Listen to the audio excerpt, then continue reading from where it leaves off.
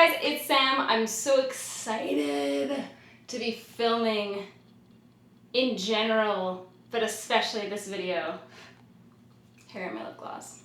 That's cool. So today we'll be reviewing the Fenty Beauty by Rihanna line, or what I picked up of it at least. I know this review will be a little bit late for most of you. I'm sure a lot of you guys have already finished your shopping, and there's obviously plenty of other great reviews up, but I still wanted to, you know, put my 2 cents in, as I do.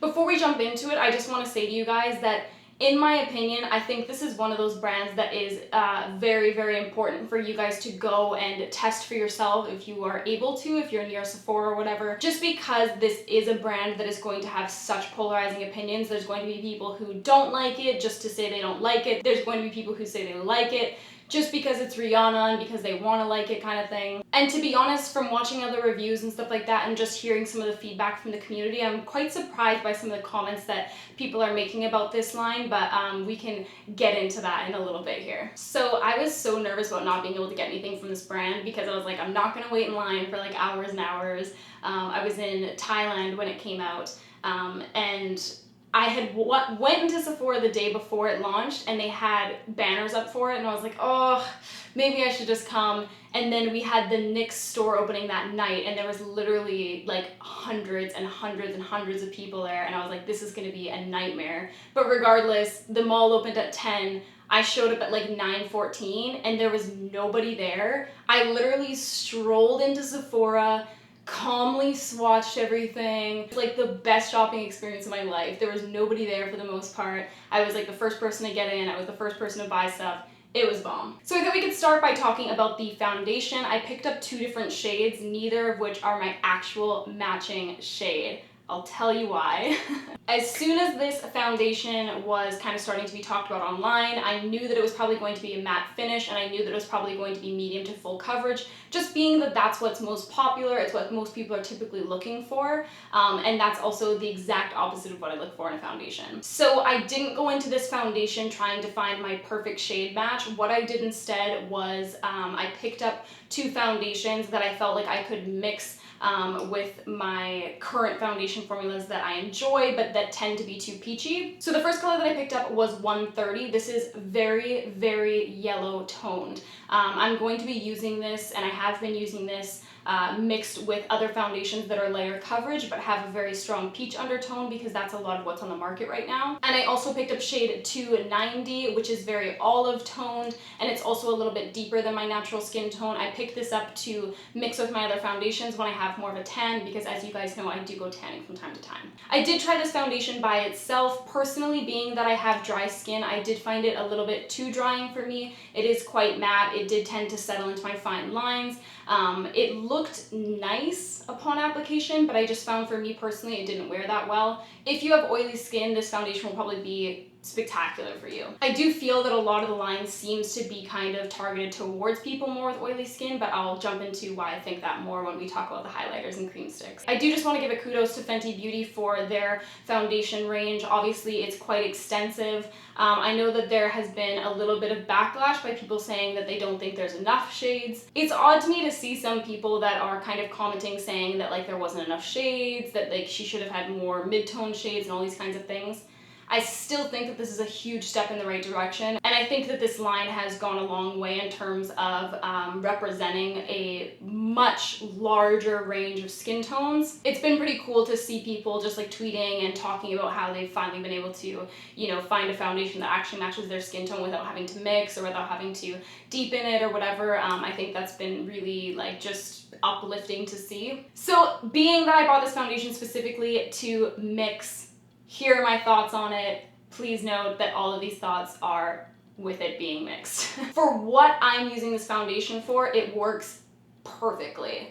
I typically will mix it with a very low coverage sheer foundation. A lot of my foundations do pull quite peachy on me, so I've been using you know, a little drop of the super yellow toned one, and even a little drop of the olive toned one if I need to make it a little bit deeper, and it's been working great. I've been having really good wear time with it. It doesn't seem to be coming off patchy anywhere, which I was a little bit concerned about just because Even if you're mixing, sometimes if it is like a formula that's a little bit more matte, it can sometimes cling to those dry patches, but personally I haven't been having any issues with that. I do find around the 8 to 10 hour wear time, I wear my foundation for a long time, guys. I do find that around 8 to 10 hours, I will get a little bit of creasing in my smile lines, but that said, that's usually very much towards the end of the day. I'm not too mad about that. One thing I wanted to quickly touch on was the issue of the foundations oxidizing. I've been seeing a lot of comments about this online, and I just kind of wanted to clear up, in my opinion, what I think that is actually about. To me, the word oxidizing is kind of thrown around very loosely. I don't think that these foundations oxidize. I think that they are wet or they are dry.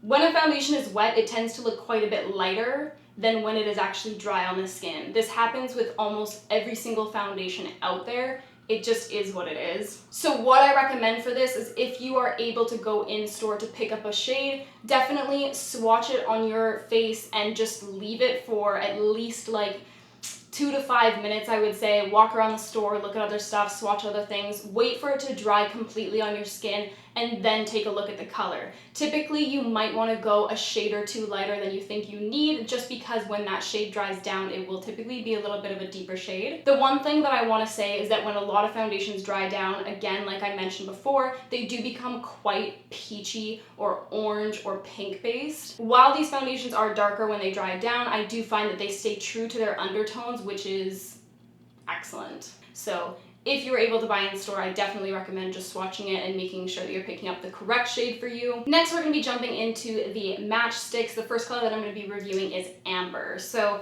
I picked this up as a contour color because I felt like it was a pretty good color for fair skin tones. Personally, I do find that this is a little bit too cool tone for me. I do find it quite blue based on my skin, which tends to look a little bit muddy, and it just doesn't, it's not, I mean, this isn't the color that I would tan. I would tan a little bit more of like an orange based color. So for me, I don't feel like the color match is what I was looking for. However, when I was swatching the other shades in store, I felt like the other shades were very, very orange based or way too dark for my skin. So this was like the most appropriate shade for me to pick. But that said, I personally wouldn't use this as a contour just because it is a little bit too cool tone for me. This color would probably suit you best if you are fair with more pink undertones. In terms of the formula, I did find the Matchsticks to be a little bit of a letdown. The contour shades were a little bit creamier than the highlight shades, which we'll get into in a second.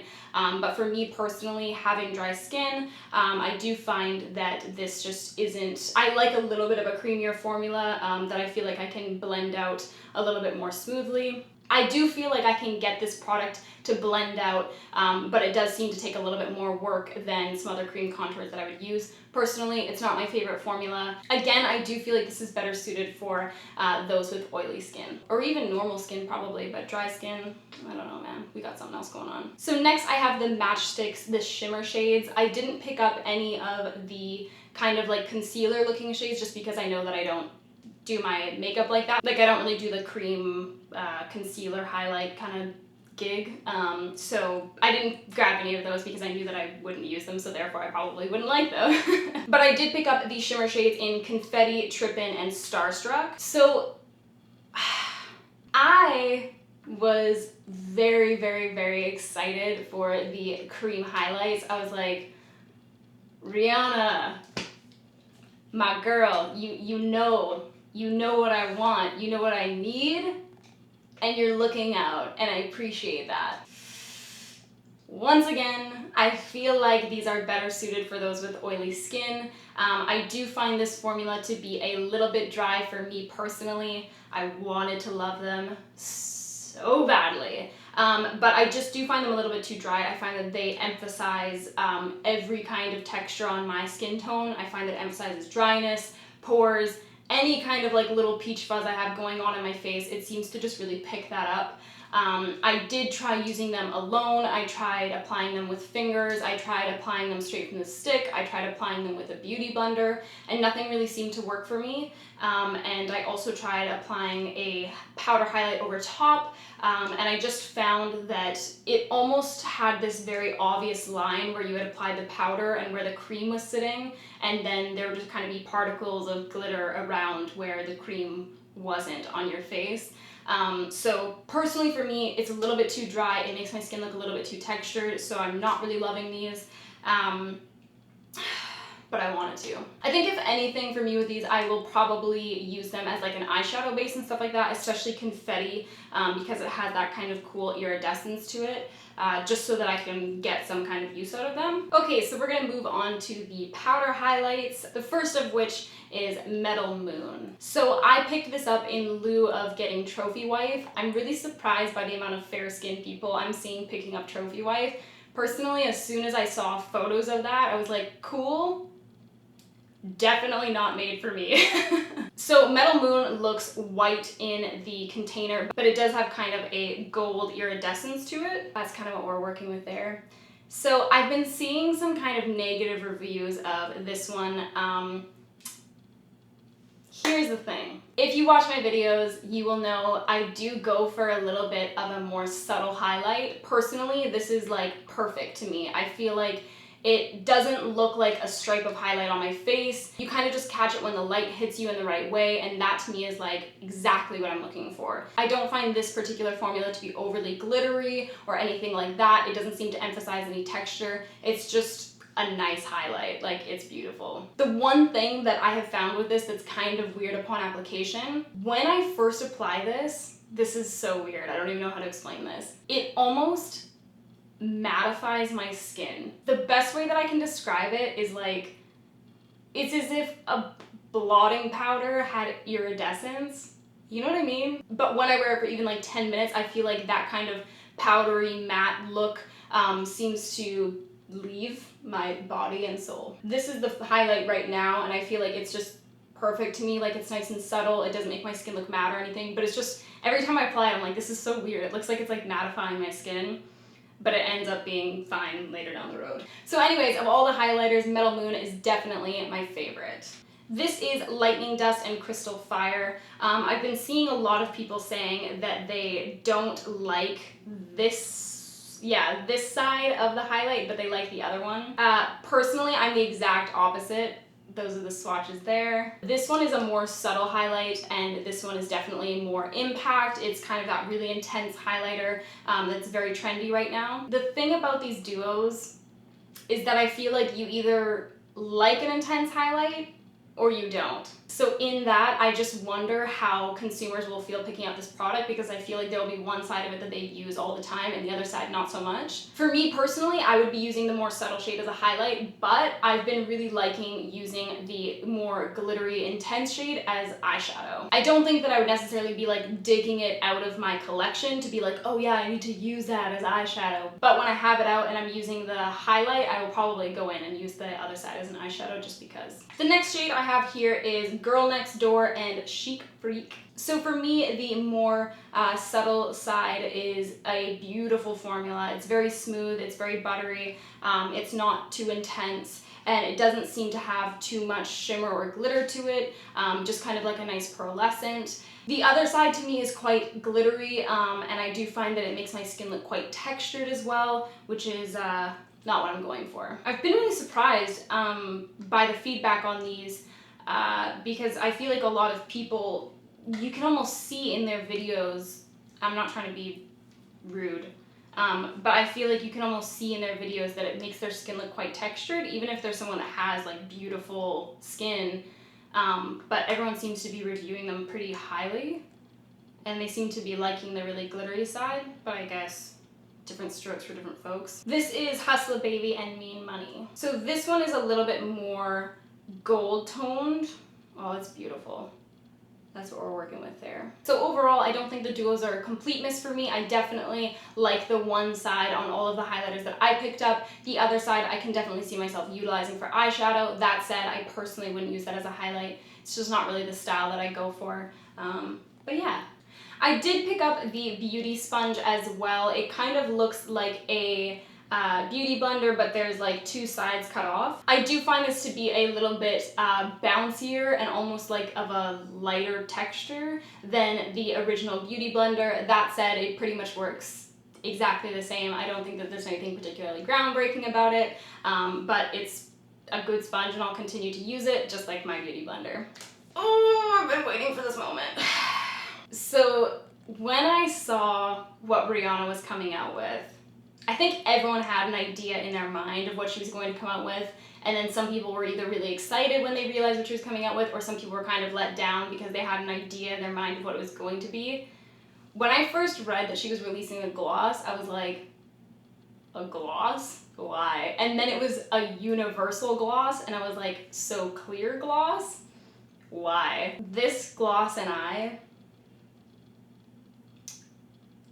are involved in ways that are not appropriate for me to voice on YouTube. I can't begin to describe how much I love this lip gloss. So this is the Gloss Bomb, and it is in the universal shade Fenty Glow. It has kind of like a peachy vanilla scent.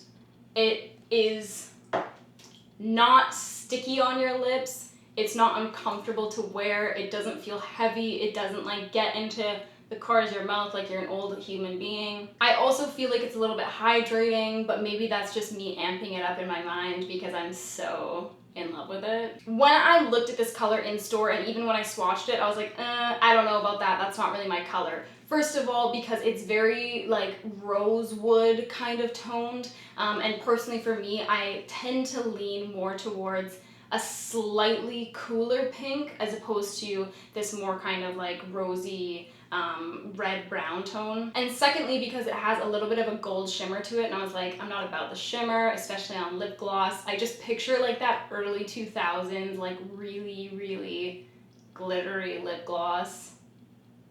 Ugh.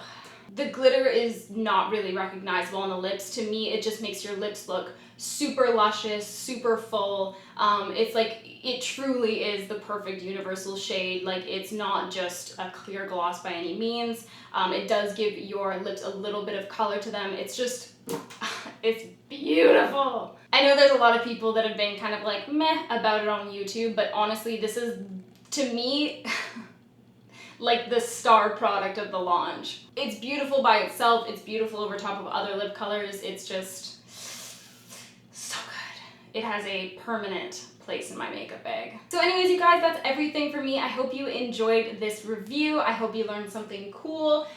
Did you guys pick up anything? If you did, what did you grab? Are you liking it? What are you thinking of it? I want to know your thoughts. Thank you guys so much for watching. I will see you guys next time. Peace out.